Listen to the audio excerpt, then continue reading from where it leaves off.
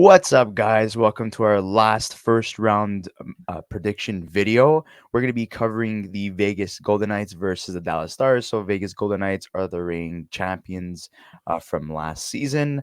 So, they're going to be defending their title throughout, this whole playoff series. And also, if they win this series, the second round, third round, and the finals, if they go that far. But again, you got to take it series by series. And right now, they're faced up against the Dallas Stars. Look, this is probably one of the best matchups or the best matchup in the first round. It's gonna be sad to see one of the top teams, be eliminated in the first round, which is, it's gonna be sad to see one of these teams not go the distance, and potentially would have been better to see one of these teams face up each other against each other in the second round or in the Western Conference Final. But we're getting a matchup of two juggernauts in the first round, so they're setting the stage very early on. And the Vegas Golden Knights seem to be getting some reinforcements. And Mark Stone is cleared for contact and will practice today. So it looks like he'll be cleared to play game one on Monday. William Carrier will be practicing today as well. So that means he should be ready for game one. And Alex Petrangelo is practicing as well. So he should be ready for game one. Yes, I know there was a lot of you know, shit talking in terms of what the Vegas Golden Knights have been doing prior to the deadline, and being able to take advantage of their cap space by putting certain players on LTIR and then reactivating them for the first round of the playoffs. Mark Stone has been, the focal point in these types of conversations, where the last, 3 to 4 consecutive seasons before they make the playoffs, they have been, putting him on LTIR, gaining cap space, going to add some top and talent to the roster, and then reactivating Stone for the first round of the playoffs. And people are seeing a trend with that, and there's a lot of talk. Should the NHL watch them closely? Should there be any penalties towards that? Obviously, Luca is going to give his own opinion about that, but they're not doing anything against the rules. They're fine. They found the loophole and they continue to take advantage of it. And any other team should do that as well. Instead of complaining. And we saw Tampa Bay do that with Kucherov in the past before. So those are my basically, uh, you know, thoughts, prior to this matchup. Obviously, Luca's going to give an analysis in terms of who he's going to choose between these two teams to win the series, and then it's going to fall back to me. But these two teams have faced each other in the past. In 2020, the Dallas Stars won their first matchup against each other, and then in 2023, the Vegas Golden Knights beat the Dallas Stars, which that year they would be named the 2023 Stanley Cup champions. So they're facing each other in the first round, and we'll see what happens. But Luca, what are your thoughts on this matchup? Well, I think it's the most highly anticipated matchup, I think, out of all the playoff series. Obviously, I think Tampa and Florida and Toronto, Boston as well are also big matchups, and even to some extent the Jets and Colorado. But these are arguably the two, let's say, let's say the two biggest contenders in the NHL in terms of winning a cup. Vegas last year, won the Stanley Cup, and we're the champions, and they had a great team, and they went on a great run, and they beat Dallas on their way to winning the Stanley Cup. So it ends up becoming a situation of Dallas trying to seek revenge this year. And what's interesting about both these teams actually is both times that these teams have played each other in the playoffs, the winning team has gone on to go to the Stanley Cup final. So that's actually a pretty interesting stat. Dallas did it in 2020, ended up going to the Cup final to lose to Tampa, and Vegas did it last year and ended up winning the Stanley Cup. So that's a pretty interesting stat. The other one is Pete DeBoer has been involved in all three of these series, one way or another, whether he was coaching Dallas or Vegas during the time. So that's also a pretty interesting stat. But just kind of going into it for Dallas, I mean, they're the best team in the NHL. I think you can argue that the Rangers are probably up there in terms of just their team and everything, but I would say that Dallas is the best team. I think they're the most all-round team in the NHL. I think they have everything from offense to defense to goaltending. And they showed it this year. They showed just how good they were. I mean, they finished third in the league in goals forward with 298, 10th in the league in goals against. You look at just their power play percentage, 24.1%, their PK 82.1, so very good on the special teams for Dallas. And then you look at some of their offensive players, and one thing I want to talk about Dallas is the reason why I think they're the most complete team in the NHL is they have so much depth. Right, you look at Robertson, 80 points this year in 82 games. Joe Pavelski, 67 and 82. Wyatt Johnston, 65 and 82. Rupe Hintz, 65 and 80. Matt Duchene, 65 and 80. Jamie Benn, 60 and 82. Miro Heiskanen, 54 and 71. Mason Marchman, 53 in 81. Tyler Seguin, 52 and 68. And Thomas Harley with 47 in 79. So that's 10 guys that are above 45 points for the Dallas Stars, which means they're getting scoring from everybody across their lineup. Um, and just to kind of talk a little bit about that, I mean, this is a team that is built to try to score goals. They're built top heavy. And one guy that I want to mention as well that was a big factor for them when he got called up was Logan Stankoven. He kind of changed a little bit of their dynamic of the offense. He dominated the AHL, was called up for the last 24 games of the season, and had 14 points during that stretch. They're going to be relying, I think, on him a lot during this series as well. And then obviously, you look at their decor and their big acquisition on defense being Chris Tanev. He stabilized that back end. He's a defensive defenseman, not really known for his offense, but can be a good shutdown guy for them, and has done a very good job in the minutes that he's played for Dallas. And then you look at their decor as well. Thomas Harley has taken a step forward. Esa Lindell is shown to be one of the best defensive defensemen in the league. Nils Lundqvist has played some good hockey this season. Ryan Suter's played some good hockey this season.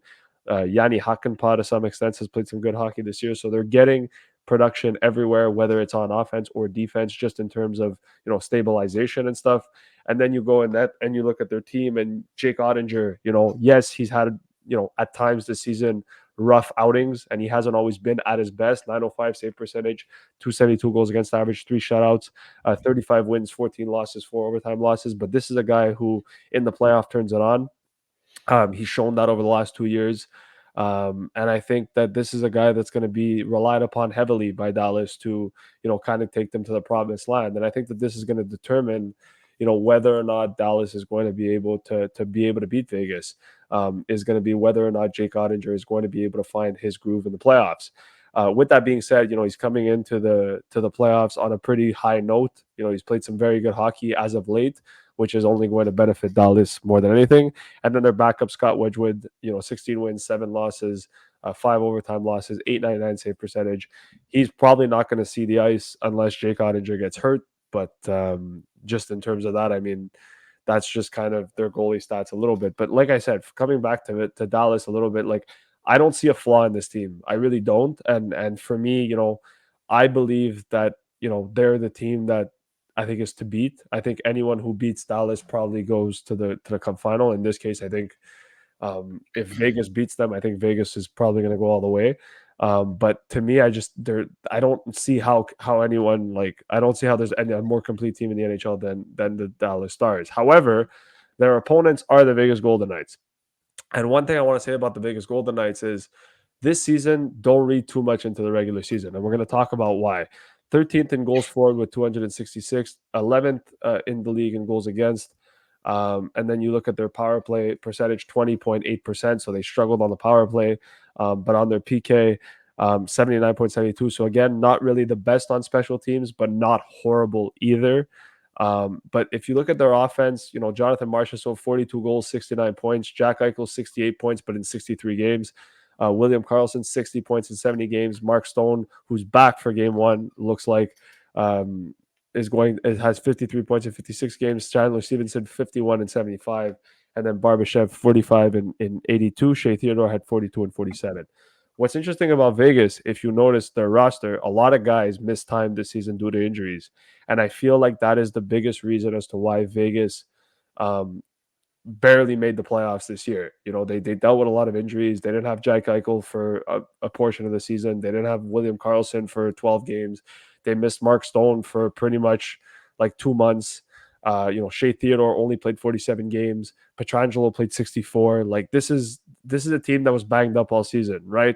Pavel Dorofeev played 47 games, had 24 points. Like, there's a lot of guys that missed sometimes this year.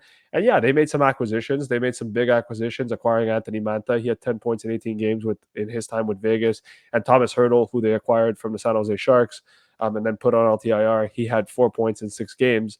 So those are two big acquisitions that I think are going to be very important for Vegas, considering the fact that Mark Stone is coming back. That's going to add to that offensive core, and the that's going to make it even more interesting. And then you have an interesting situation in net, because Logan Thompson played 46 games this year, 25 wins, 14 losses, 5 overtime losses, 908 save percentage, 1 shutout, 270 goals against average.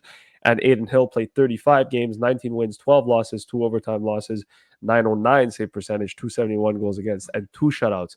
Now, the reason why I find this interesting is because Aiden Hill missed some time this year due to injury. And Logan Thompson, hasn't had a bad season, but both goalies have played pretty evenly in terms of their production in the games that they've played. Yes, Thompson's played 10 more games than Hill. So obviously those numbers are a little bit skewed in his favor. But the question becomes, who does Vegas start for game one? Right? Is it Aiden Hill or is it Logan Thompson?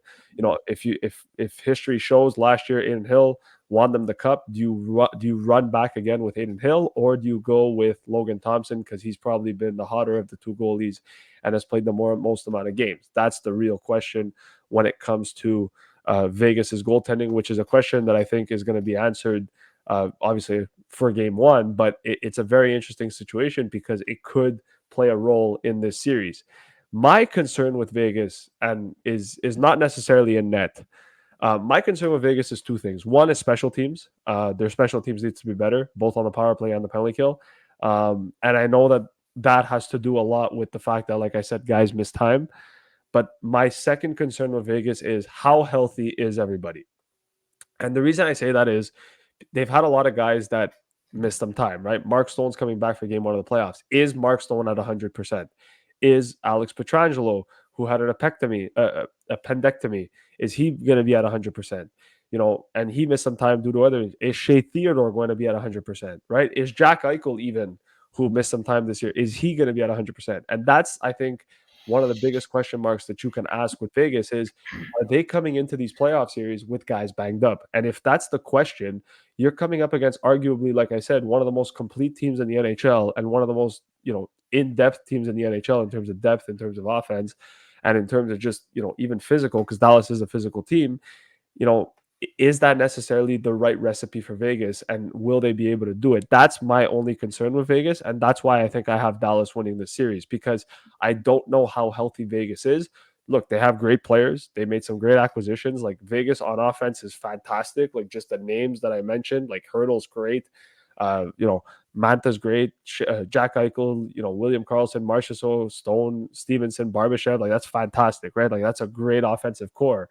But my concern is, like, are most of these guys going to be back to 100% or close to it? If they're not, and they're not playing at their full capacity, it's going to be a tough series for Vegas, I think, and it's going to show them a lot. And the other question, and let's say the main one, is, what happens in a situation where, let's say, for example, they start in Hill for game one of the playoffs. Let's say Hill goes down. Let's say, for example, Dallas wins the first two games. Do you ride with Hill, or do you change it up and go with Thompson? I guess that's the benefit to having two really good goaltenders, is you can switch between the two. But is that going to affect, let's say, Vegas in the short term, in the sense where if Hill's not necessarily up to the par, or in this case, if Thompson's not up to par, will they be able to rely on their goaltending? They were able to do it last year when Brossoit came in and Thompson was out, and then Hill came in and played really well. But are they going to be able to do it again? So there's a lot of question marks regarding Vegas that I'm just not sure. I think this year is their year. Now, they loaded up at the deadline, so they clearly believe they can do it. And I do think that, like I said, with the players they have, they definitely can. It's just more so, my concern is the injury factor, and the fact that they haven't had, their best special teams units all year. I think that could play a big role for them. So I'm going to say Vegas. I'm sorry, I'm going to say Dallas, and I'm going to say Dallas in 6 games. Oh, Uh, you're kind of second guessing yourself there. no, I'm gonna. Sorry, I was saying I'm taking Dallas in 6 games. That's my prediction. Yeah, look, you mentioned a lot of important points here, and I think we the same way that we can count out the Florida Panthers, who basically have an identical roster to last year, and made some changes, some minor changes there with the addition of like Tarasenko and Rodriguez, and Ekman Larson, and I think that makes them better than what they were last year on paper. the Vegas Golden Knights are in the same boat as Florida. Most of their championship um, team is intact. They have their core players in Jack Eichel, Marchessault, Barbashev, um, Stone, Petrangelo, Roy, Carlson, and the list goes on, right? So, majority of their team is intact, so you can never count out the reigning champs. But health will be a concern. How healthy are these guys? Thomas Hurdle was, activated, towards the end of the season, and he looks to be healthy. He's been, playing very well. Scored an overtime winning goal for the Vegas Golden Knights twice since coming back. So he's been clutch. He's been a good fit. You have Anthony Manta, who they've added from the Capitals. That's not listed here. He's a 20 goal scorer this season, fun form. Again, huge bounce back for him. So inserting Stone, Mantha, Petrangelo, who are not listed here, into this lineup, like even without them, this is a pretty good lineup. But with them, makes them even stronger. And I think this is going to be a 7-game series. Who will take it? I think because of what we've seen the Dallas Stars do throughout the whole season and that they've been healthier, I have to go with Dallas. But the Vegas Golden Knights loading up with a healthy roster, that could change everything. And when come playoff time, anything is possible. And like you mentioned before, like because they didn't have so many of their core players throughout the season or in certain periods of the season, it affected their special units, right? So I do believe that we can never count out the champs, and with a healthy team they could put up a fight against the Dallas Stars. If they're not 100%, then I could see it falling down to 6 games. I highly doubt this team gets swept. I highly doubt that No, it's a I don't think five-game so. series. This is a 6 to 7 game series. I believe it's going to 7. Dallas is going to win it. I think they're going to go with Aiden Hill, the guy who won them the Stanley Cup last year.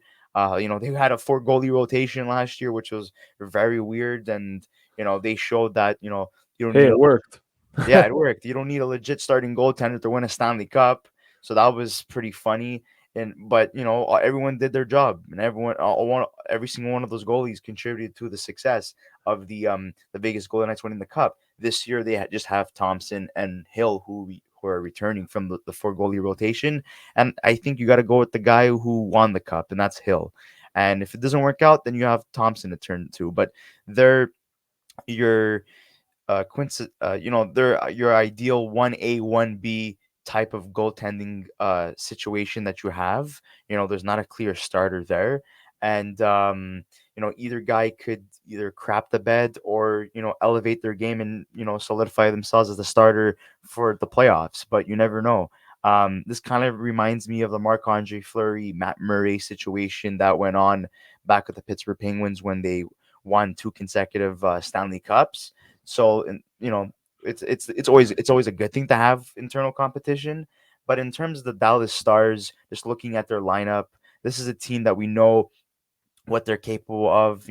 They didn't really have the biggest trade deadline. They added Chris Tanev just to solidify their defensive core, but just internally adding Logan Stankoven, who still finished in top 20 for scoring in the AHL, was almost a point per game player for Dallas Stars and really helped them. And this team still has a bright future apart from, the core guys that they have that are aging, in terms of Jamie Benn and Tyler Seguin and Joe Pavelski. Stankoven's young, Robertson's young, Hintz is young, um, Johnson is young. So this is a team that has a bright future as well, and that's trending upwards and will continue to be better. But I think ideally, this is the best Dallas Stars team we've seen on paper in years. This is a championship team on paper.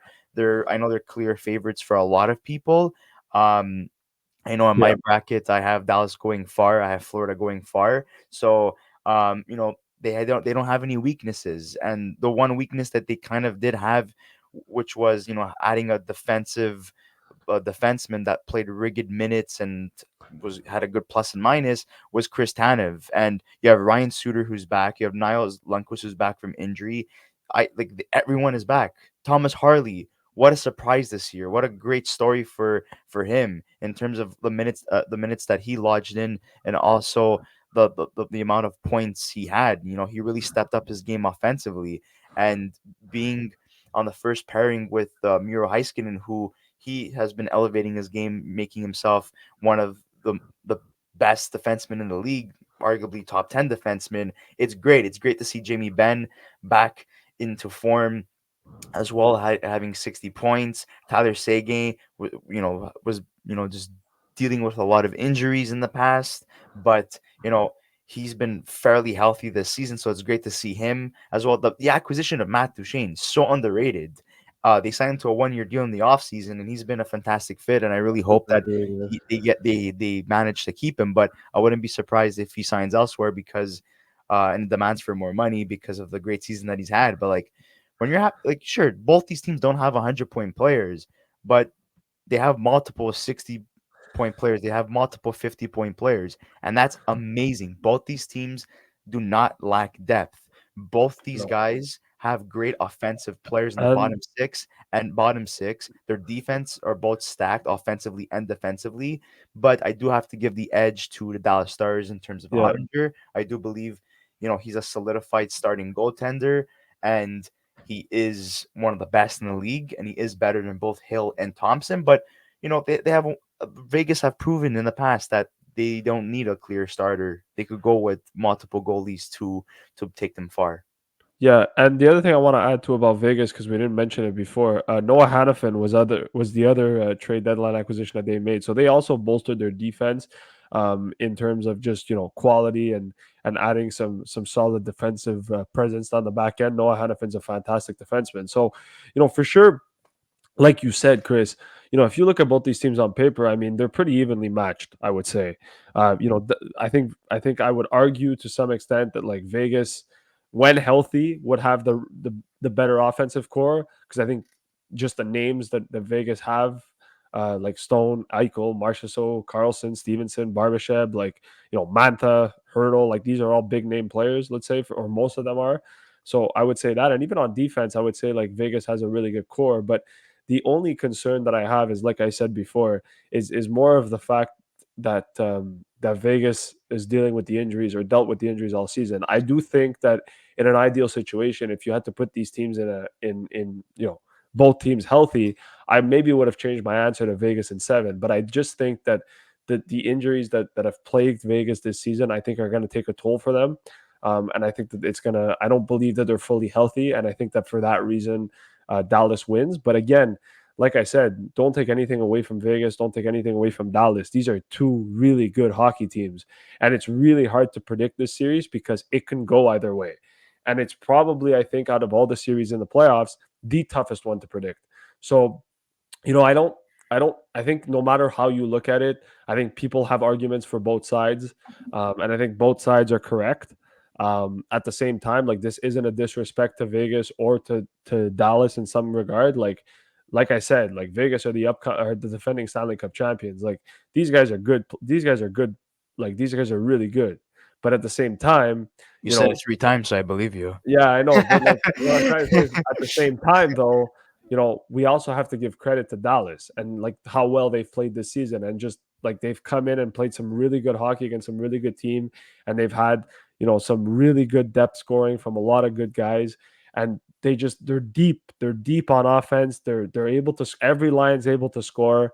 And I think that's important for them. So, I think Dallas is going to take it. I want Pete DeBoer to finally be let's say on the winning end of one of these because when Vegas lost the first time against Dallas in 2020, he was on the losing end, and then obviously last year with the Dallas Stars when he was coaching the Dallas Stars and coaching against Bruce Cassidy, he was also on the losing end. He's the So Marion Hossa of so coaches. I kind of want Pete DeBoer to win this one, just because he's lost the last 2 times these two teams met. So, which is I'm not saying it's his fault. I'm just saying it's let's see. It would be nice to see him get a win.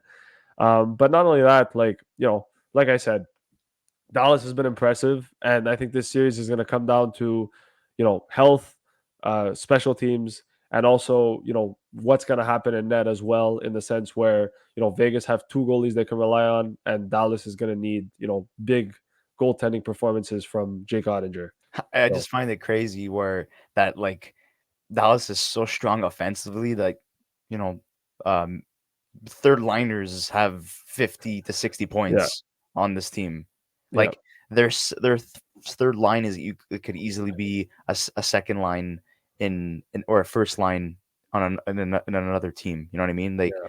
they have, I would say, a 1A 1B line, and then like very like strong second line that would be a first line on another team. But look, the Dallas Stars. I just want to like to correct myself because I did say that Stan Coven was basically a point per game player. He was when he first got called up, but obviously, we finishing with 14 points in 24 games. But so that's what I wanted to correct myself with. But one last thing I'd like to add is that both these teams on the defensive and offensive end, if when they go look at the guys that they could potentially ask to come into the lineup and replace another guy and scratch a guy, they could get the job done as well. Yeah. Like even their reinforcements are really good. Like both these teams are so deep, and it's gonna suck seeing one of these guys go in the first round.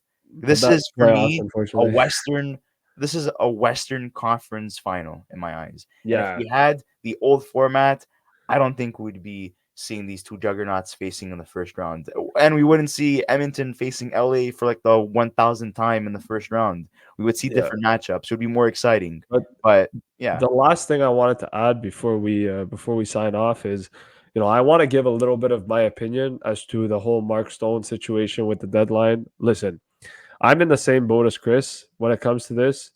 At the end of the day, you can't really hate Vegas for doing it because the league allowed them to do it. And so at some point, whether you think it's right or wrong, whether you think that it's bullshit or not, they're taking advantage of a loophole that's in the system. And unfortunately, until the league doesn't address it or until there isn't repercussions, they're going to keep doing it. And yes, it sucks. I do agree. I agree. Tampa did it a couple of years ago, and they've benefited from it in the past, and to some extent, even Toronto's done it in some other cases throughout the course of the last couple of years. And then now, obviously, Vegas doing it with Mark Stone 2 years in a row. But again, you can't really hate the player. You got to kind of hate the game. And if that's the saying, but even if it's not the saying, like just in general, I don't think you can be upset at Vegas for taking advantage of a situation that is clearly within their right to do. So it sucks. I get it. I understand why the fans are frustrated, and rightfully so. I get it because it is some form of cheating in some regards, depending on how you look at it. But every team goes through it, and every team takes advantage of LTIR. Unfortunately, that's just the reality of it. And until Gary Bettman isn't, let's say, putting more pressure on teams or trying to find different solutions to prevent this from happening, teams are going to take advantage, and you have to just kind of accept the reality for what it is. So yeah. don't really hate Vegas for doing it. I get why they did it. And if it works out for them and they win another cup, then so be it. It is what Don't it is. don't hate them for being smart and finding a No, loophole. exactly. That's what I have to say Yeah. about that. But I was also gonna add one last thing too. Um, you know, if Stone and Petrangelo weren't there to start the series or weren't there the whole series, then with what they have right now, like I would still go with Dallas, but I would say I don't see it going to seven. I say the team that they currently have on paper could easily force max 6 games. But just with Stone and Petrangelo being there, even if they're not healthy, this is a this is guaranteed a 7 game series. Yeah. So that's how I would like Agreed. to say. But guys, thank you so much for supporting us in the first round prediction matchup videos. The views have been amazing, and we want you guys to continue clicking on these videos and to follow us throughout the 2024 Stanley Cup playoffs as well. We're going to continue doing this until the end, to the finals. And guys, this is our opinion at the end of the day. Don't hate us. We saw a lot of great comments, but a couple of crappy comments too. But we understand your frustration. These are your teams, and you guys want to see them win. And if we don't give the best analysis, we apologize. But we really take this seriously. And we try to oh my god, even Analyze. analyze and a proper analysis for both teams. Obviously, me and Luca have been stuttering here. We're kind of freaking out for the reception we're gonna get on this video, but but yeah, we respect everyone's opinions at the end of the day. best of luck to all these teams in the first round. Vegas and Dallas in this particular situation, two of the best teams in the first round. One of them has to go. But make sure to like this video, subscribe to our channel. We'd like to hear from both fan bases, Dallas and Vegas. Who do you think wins this series? And we'll see you in the second round for upcoming prediction videos for the second round of the playoffs. And make sure to check out our past videos as well in the first round. Thank you so much, guys, for watching, and we'll see you shortly.